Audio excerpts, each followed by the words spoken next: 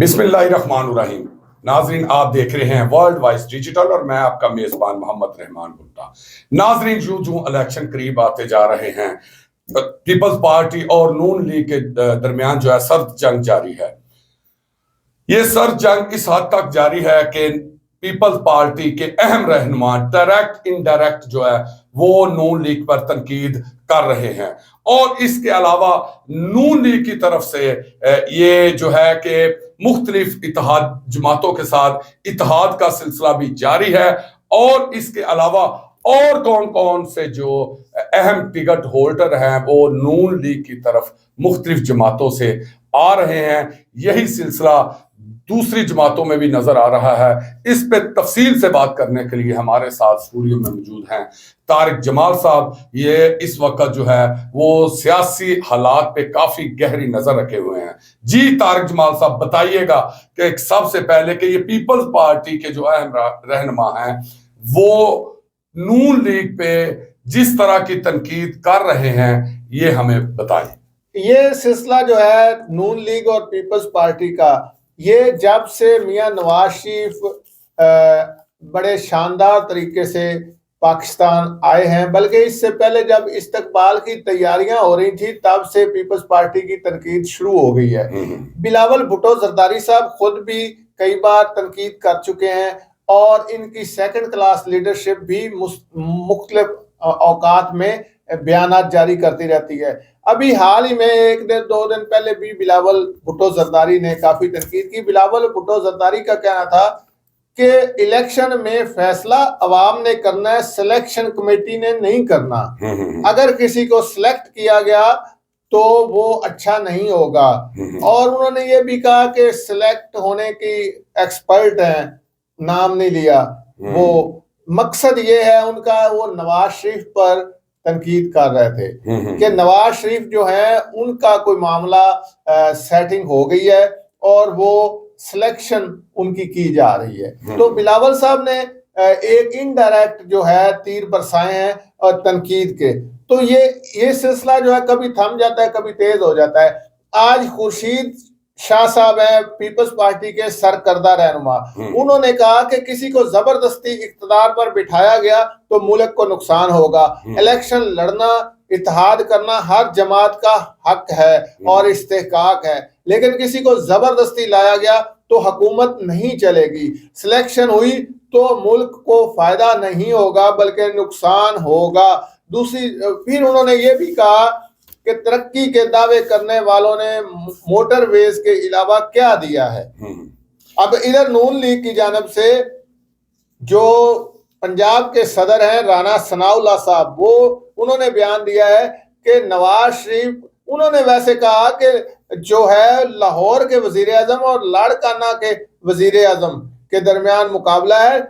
لاہور کے وزیر اعظم کا راستہ روکنا زرداری کا حق ہے اور لاڑکانہ کے وزیر اعظم کے لیے راہ ہموار کرنا بھی زرداری کا حق ہے.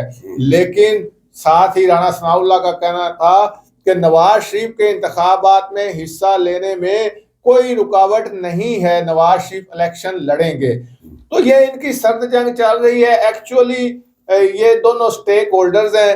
تو پیپلز پارٹی کو نون لیگ کی جانب اقتدار جاتا ہوا نظر آ رہا ہے، اس لیے وہ تنقید پہ تنقید کر رہے ہیں. جی طارق جمال صاحب بتائیے گا کہ نون لیگ کی طرف سے جو میاں نواز شریف صاحب اور ان کی جو اہم کابینہ ہے انہوں نے زیادہ فوکس اس وقت سندھ پہ کیا ہوا ہے.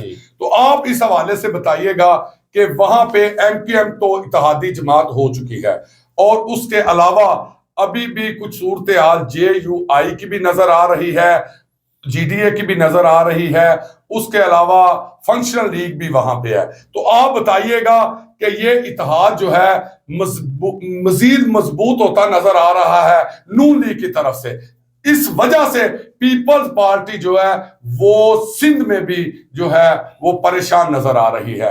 ذرا ڈیٹیل سے بتائیے گا. یہ آج خورشید شاہ صاحب نے جو بیان دیا ہے کہ جی کسی کو زبردستی لایا گیا تو حکومت نہیں چلے گی.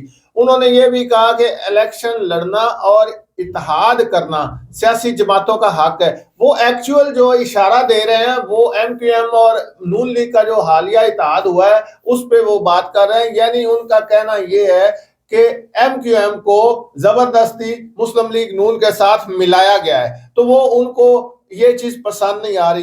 दूसरी जानब जो उनका कहना है कि सियासी जमातों से इत्तेहाद करना हर सियासी जमात का इस्तेकाक है। दरअसल पीपल्स पार्टी की PTI के साथ अंडरस्टैंडिंग की खबरें गर्दिश कर रही हैं और रवाबत के शवाहिद भी मिले हैं।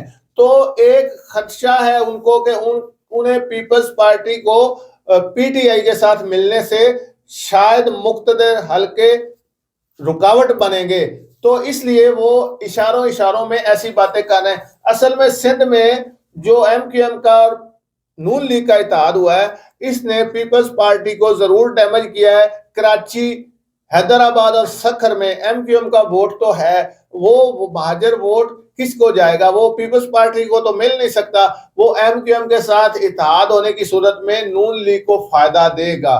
दूसरी जानब जो आपने JUI और दूसरे अलायंसेस की बात की, अब JUI का नून लीग के साथ भी अंडरस्टैंडिंग है काफी KPK में, और इधर जरदारी साहब भी ख्वाहिशमंद है कि उनके साथ भी हो जाए।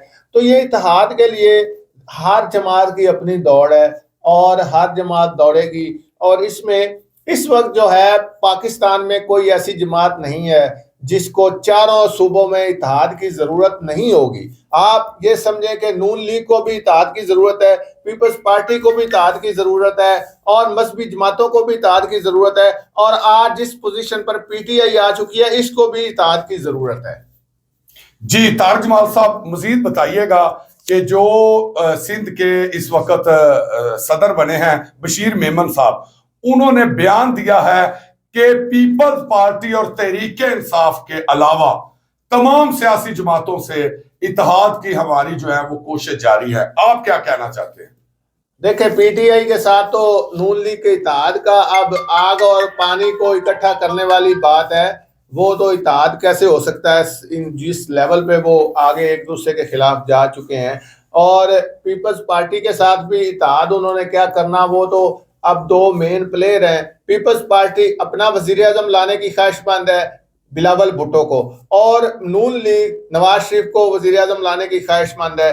तो जो एक सीट पे दो उम्मीदवार हों आमने सामने, तो उन्होंने इत्तेहाद कैसे करना है? तो वो उनका बयान अपनी हद तक ठीक है। जहां तक बशीर मेमन साहब का तल्लक है, आप वहां उनको जो सदर सिंध का बनाया गया है, आप इतनी जल्दी उन्हें इतना बड़ा जिम्मेदारी दी गई है पार्टी में, लेकिन आप इससे अंदाजा ला लें कि सिंध में नून लीग कमजोर कितनी है, कि उसकी इतनी तंजीम भी मौसर नहीं है जिस वजह से उन्हें साबक DG FIA को सिंध का सदर बनाना पड़ा। और वो आए ही थोड़े दिन है, वो इतने कोई सीनियर उनके पार्टी रहनुमा तो नहीं है, वो तो एक साबक अफिसर हैं जो रिटायर्ड हुए हैं।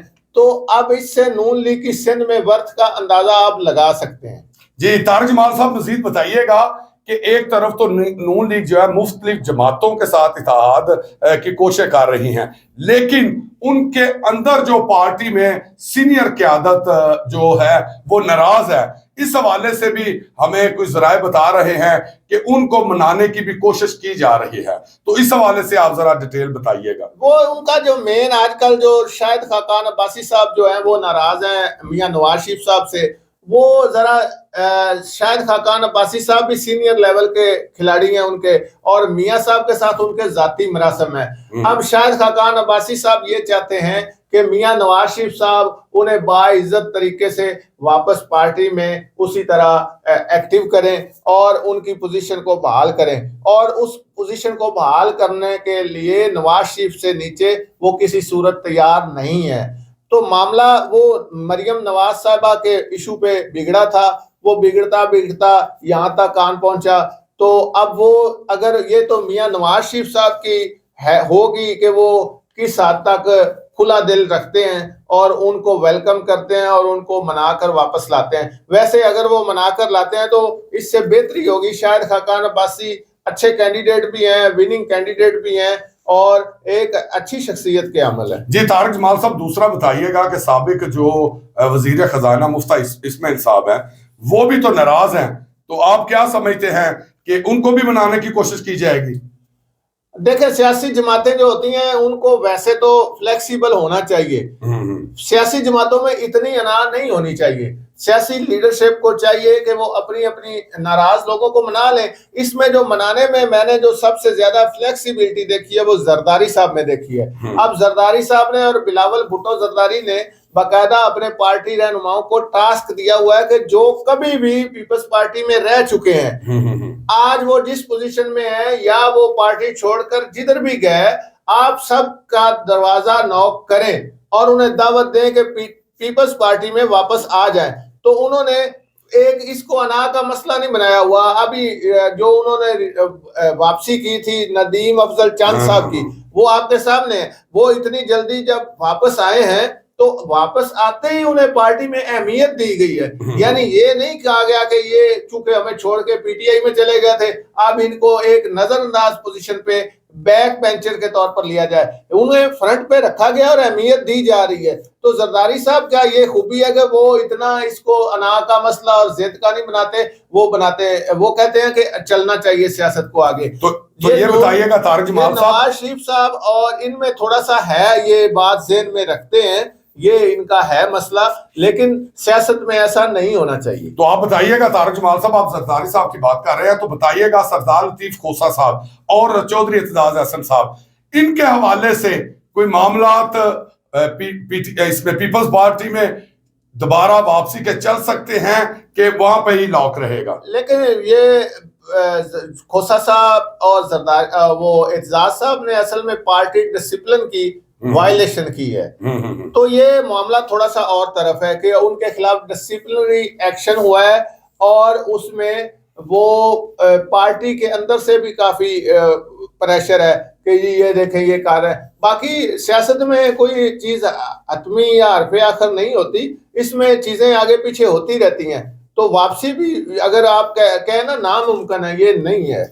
جی ناظرین، اس وقت جو الیکشن جس طرح قریب آ رہے ہیں تو نظر یہ آ رہا تھا کہ پیپلز پارٹی اور نون لیگ جو ہے وہ ایک سائیڈ پہ اور پی ٹی آئی دوسری سائیڈ پہ جو ہے تنقید ہوگی، لیکن پی ٹی آئی تو ابھی تک الیکشن میں نظر نہیں آ رہی، اس کی جگہ اس وقت جو پرانے حریف ہیں وہ آمنے سامنے ہیں اور ان کی کوشش ہے کہ مختلف چھوٹی جماعتوں سے اتحاد کیا جائے اور جتنے ناراض اراکین ہیں وہ چاہے نون لیگ کے ہوں پیپلز پارٹی کے ہوں ان کو واپس لایا جائے اور دیگر جماعتوں سے اتحاد کی کوشش جاری ہیں۔